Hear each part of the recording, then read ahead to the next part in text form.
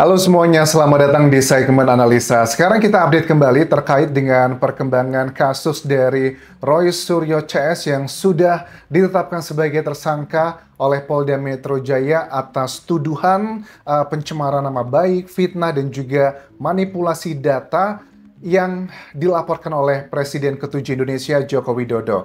Sebelum kita bahas rangkuman dari berbagai macam perdebatan Roy Suryo dan juga yang lainnya, ada satu hal yang mau aku bahas terlebih dulu untuk mengawali video kali ini adalah sekarang aku baru memahami teman-teman. Menurutku ya, kenapa Roy Suryo CS ini sepertinya terus-terusan melakukan kayak pendalaman atau penelitian versi mereka bahwa Joko Widodo atau Pak Jokowi ijazah itu adalah palsu begitu.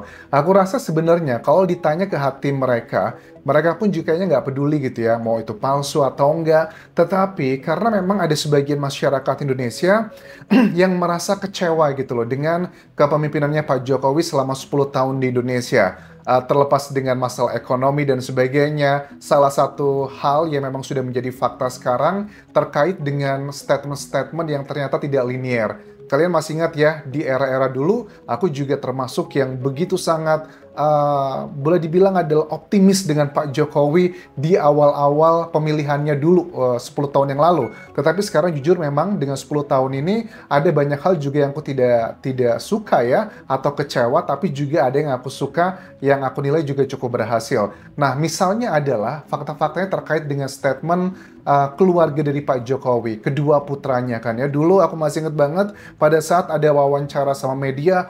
Waduh, yang menjadi wakil presiden sekarang tampangnya itu begitu ketus gitu loh. Ditanya sama wartawan, terus dibilang, ngapain saya ikut-ikutan politik, mendingan saya bisnis. Begitupun juga untuk putra bungsunya, bahkan juga untuk mantunya pun juga sekarang semuanya satu keluarga terjun ke dalam dunia politik dengan berbagai macam hal yang penuh kontroversi.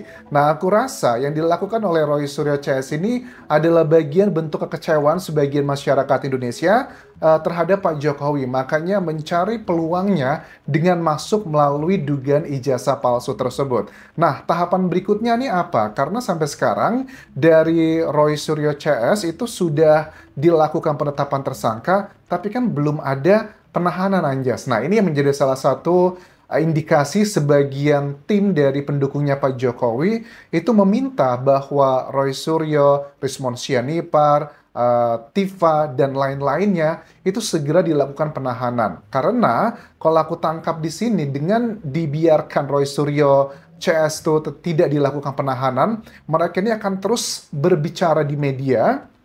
Dan ini akan semakin membuat pusing Pak Jokowi dengan berbagai macam isu. Karena sidang untuk dugaan kasus yang fitnah dan manipulasi serta pencemaran nama baik ini sebenarnya adalah momentum yang ditunggu oleh Roy Suryo kawan-kawannya juga. Karena dengan adanya begitu artinya kan nanti mudah-mudahan ijazahnya Pak Jokowi itu bakal dimunculkan di persidangan. Bukankah dulu juga sudah sempat ada kasus yang seperti ini ya, yang melawan Pak Jokowi, dan aku cek di jejak digital, dalam sidang tersebut pun tidak dimunculkan ijazahnya Pak Jokowi. Please, enlighten me kalau aku salah, karena aku mencari di berbagai jejak digital, di sidang yang dulu pun, terpidananya juga sudah keluar sekarang, itu tidak ada ijazah Pak Jokowi ditunjukkan.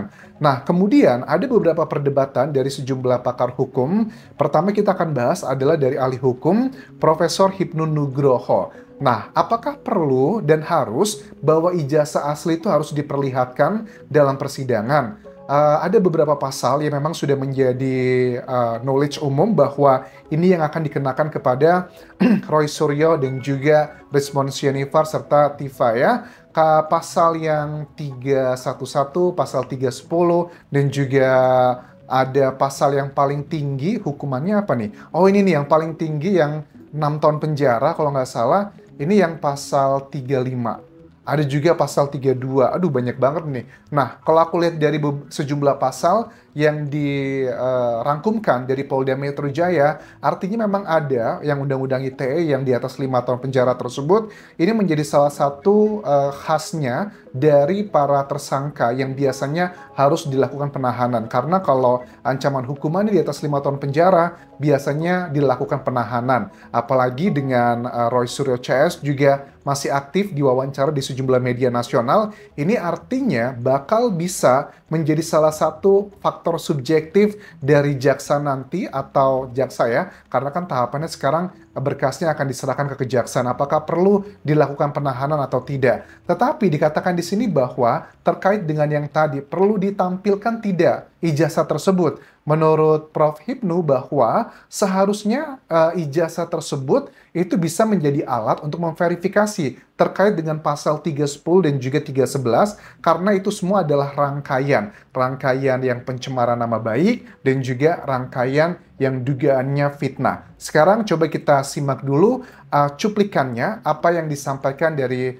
Prof. Hipnu berikut ini teman-teman. 310, 311 suatu rangkaian yang tidak dipisahkan. Nah, itu yang menariknya gitu. Jadi ini bukan tuduhan tentang pemalsuan, tapi pencemaran nama baik akibat suatu tuduhan. Nah, oleh karena itu mau tidak mau kalau kita konsisten dengan 311 fitnah terhadap tindakan kepalsuan, ya mau tidak mau nanti hakim harus memfasilitasi.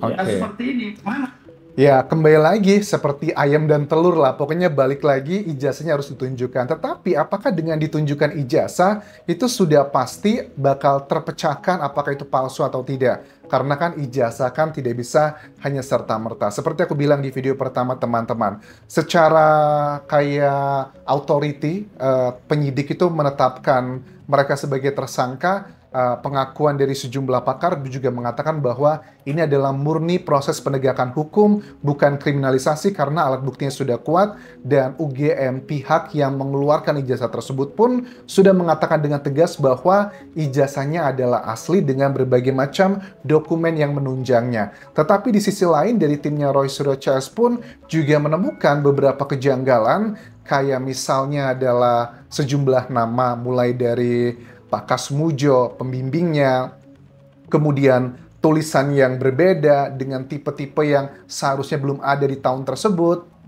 Ini menjadi satu hal yang memang nggak bisa dipungkiri cukup janggal. Nah, pasal 311, 310 ini apa sebenarnya isinya, poinnya? Rangkumannya begini ya, jadi pasal 310 KUHP tentang tindak pidana pencemaran nama baik dan penghinaan, di mana seseorang dengan sengaja menyerang kehormatan atau nama baik orang lain dengan menuduh suatu perbuatan agar diketahui umum. Hukumannya sih ini kayaknya nggak terlalu tinggi ya, masih hitungannya kayak berapa bulan gitu, seingat aku ya. Iya, sekitar 9 bulan lah. Please correct me if I'm wrong. Pasal 311 juga sama, ini yang terkait dengan fitnah. Mengatur tentang tindak pidana fitnah, pencemaran nama baik yang dilakukan dengan tuduhan yang tidak benar dan pelaku tidak bisa membuktikannya. Jika pelaku tidak dapat membuktikan kebenaran tuduhan yang disampaikan, maka akan dihukum karena fitnah dengan penjara 4 tahun maksimalnya. Dan juga ini deliknya adalah delik aduan ya, pencemaran nama baik. Dan sekali lagi untuk dua pasal ini harusnya satu kesatuan dan aku berharap ya untuk ijazah Pak Jokowi juga harusnya ditampilkan. Tetapi sekali lagi, apakah itu bisa memecahkan masalah? I don't think so. Juga pasti akan dibutuhkan data-data verifikasinya. Nah, tahapan berikutnya kan juga kita harus mendengarkan dari Polda Metro Jaya, apakah berkasnya sudah lengkap atau belum. Kalian juga harus tahu ya bahwa untuk menetapkan seseorang sebagai tersangka, itu kan harus ada 2 alat bukti yang kuat. Ada 5 jenis alat bukti, keterangan saksi, keterangan ahli, keterangan terdakwa, petunjuk, dan juga surat. Kalau aku lihat dari rilis yang beberapa hari lalu, aku rasa mereka sudah mendapatkan paling tidak sudah ada 3 alat bukti lah ya, terkait dengan penetapan ke-8 orang tersebut sebagai tersangka.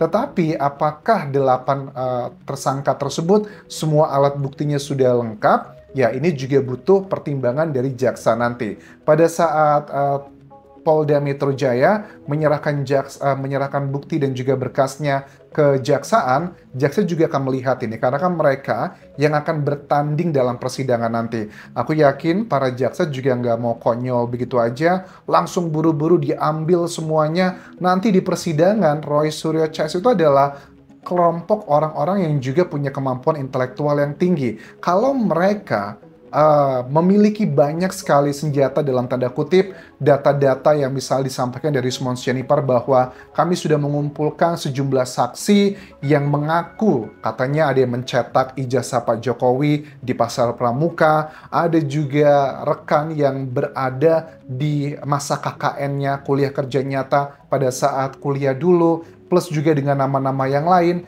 Nggak mungkin jaksa itu akan serta-merta sekonyong-konyong koder gitu ya.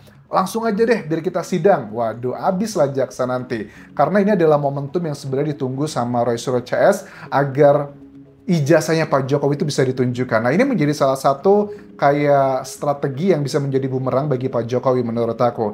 Karena selama ini Roy Suryo CS itu sedang menantikan kapan sih ijazah itu ditunjukkan.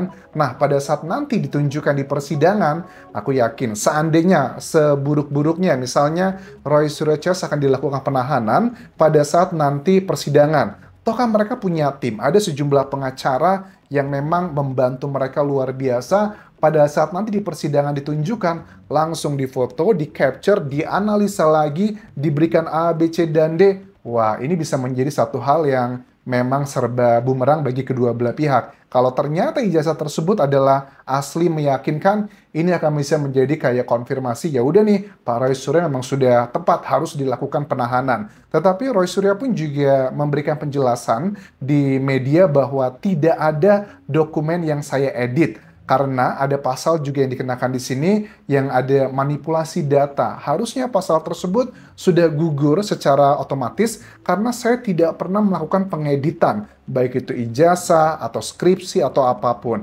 Ini salah satu wawancaranya Roy Suryo waktu berdiskusi lah dengan tim yang memang pro dengan Pak Jokowi juga di sini. Pasal 3235 kalau itu tidak sah diterapkan karena tidak ada dokumen elektronik yang saya edit.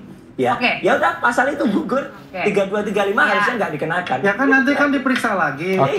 Aku rasa sih kalau untuk pasal itu aku yakin ya Pak Roy Suryo pasti nggak kena. Karena dia juga tahu, karena pasal 32 tadi itu juga 35 juga itu kan bagian yang manipulasi data. Tetapi kan yang paling tinggi itu pasalnya adalah pasal yang 45 teman-teman, yang hukumannya itu bisa berapa nih? 6 tahun penjara.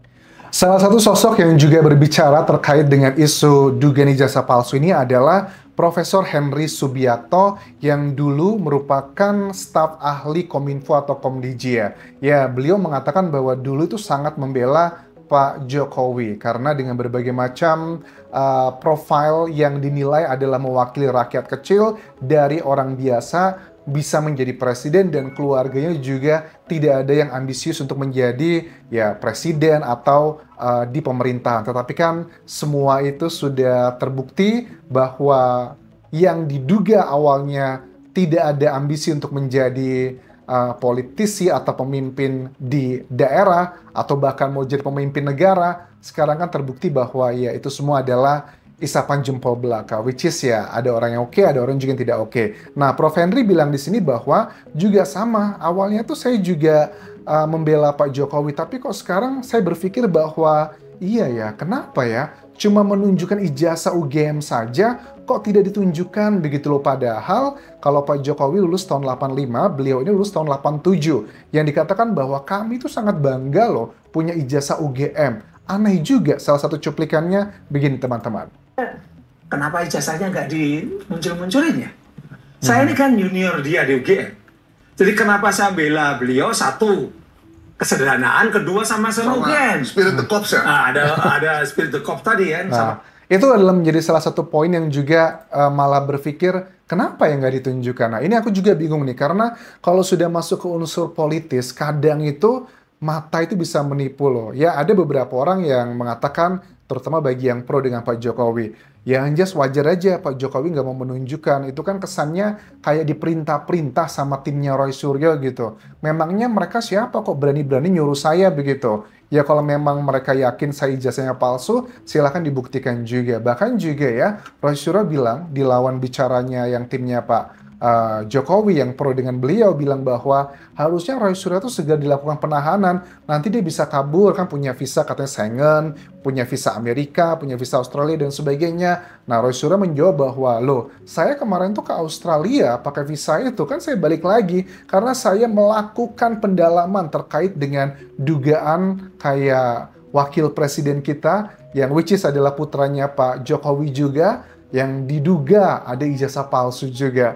Aku yakin sih sebenarnya Pak Roy Suryo dan juga Rismon Syarifar, Bu Tifa dan yang lainnya, mereka tuh nggak peduli sebenarnya mau ini ijazah asli atau enggak, tetapi ini adalah salah satu bentuk jalan masuk untuk memberikan pelajaran dan membongkar lebih jauh dari mereka-mereka yang kecewa dengan kepemimpinannya Pak Jokowi dengan berbagai macam pro kontranya. Sekali lagi ya teman-teman, aku berusaha membahas ini dari kedua belah pihak. Kalau memang ada hal yang janggal, akan kukatakan janggal. Tetapi kalau ada memang hal yang memang gak janggal, ya nggak perlu. Nah, terus gimana dong kesimpulannya Anjas? Apakah kamu membela Pak Jokowi atau membela Pak Roy Suryo? Sampai saat ini aku masih belum menemukan yang mana yang mutlak harus aku bela teman-teman, karena ada kedua belah pihak itu keunggulan dan kelebihannya masing-masing. Yang paling membuat aku meyakinkan terkait dengan Pak Jokowi adalah yang berbicara langsung adalah UGM-nya, memberikan data-data sedemikian rupa. Tetapi yang aku juga ada rasa penasaran dari timnya Roy Suryo, mereka menemukan data-data yang misalnya kayak Pak Kasmujo, kemudian juga kalau untuk yang kayak data-data misalnya jenis tipe tulisan font, kemudian ratifikasi nama, aku rasa itu tinggi tingkat human error-nya. Cuman keterangan dari Pak Kasmujo sih menurut aku juga yang cukup menarik. Kenapa? Kok bisa berbeda? Dikatakan dosen pembimbing, dosen akademik, tapi Pak Kasmujo ngebantah semua itu bahwa saat itu saya belum jadi dosen, baru asisten dosen. Inilah yang menjadi salah satu hal yang ngebuat aku masih berada di tengah-tengah siapa yang betul, siapa yang salah sebenarnya. Terima kasih sudah menonton, sampai ketemu lagi di video berikutnya. Tinggalkan like dan juga komen, subscribe channel YouTube ini, follow Instagram, Facebook pageku, dan juga akun TikTok Dian Yasa Semara. Bye.